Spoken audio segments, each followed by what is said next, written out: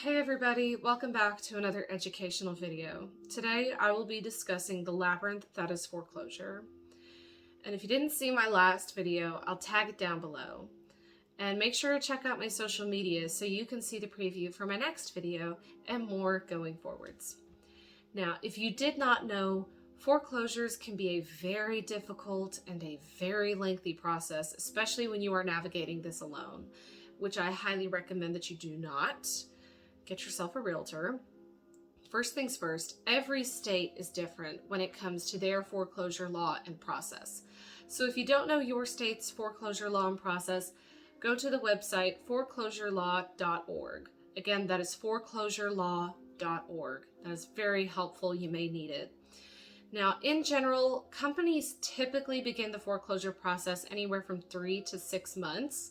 So during this time, you are in what is known as pre-foreclosure. During this time, do not ignore your bank, do not ignore your lender, the mortgage company who's servicing your loan, and certainly do not ignore your realtor. Now, there are 3 types of foreclosure. There is judicial, power of sale, and strict foreclosure. And all types of foreclosures require public notices to be made. This means your bank, your lender, your mortgage company, the title company, the realtor, everyone needs to be aware of what is happening and how they can better communicate throughout this process. Now, I imagine you're probably forming some questions at this point, and that's fine. I'm going to go ahead and dissect this further for you. But just know that going forwards, I will now only be discussing Tennessee foreclosure law and process. Now, I have some notes in front of me, and you're going to see me look away from the camera for a little bit. It's because, sorry, I couldn't memorize this.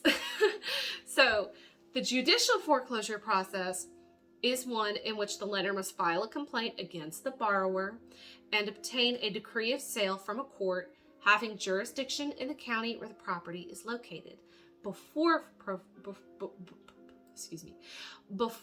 foreclosure proceedings can begin. Now, generally, if the court finds the borrower in default, they will give them a set period of time to pay the delinquent amount plus costs. Yes, you got to factor those in.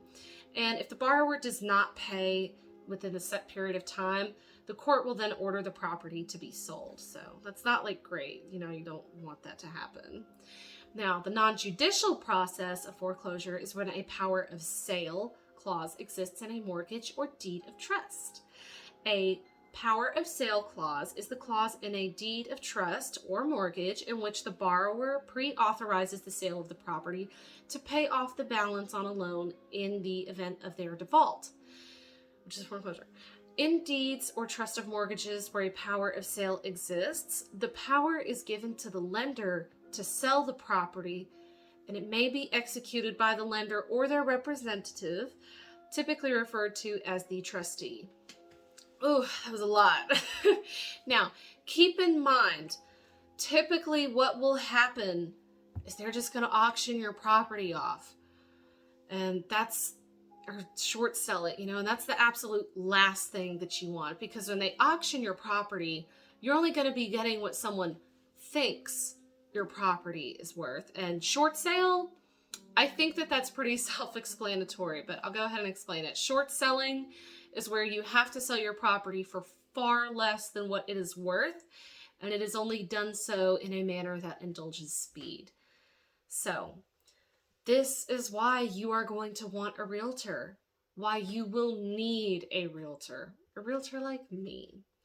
I offer custom market analysis.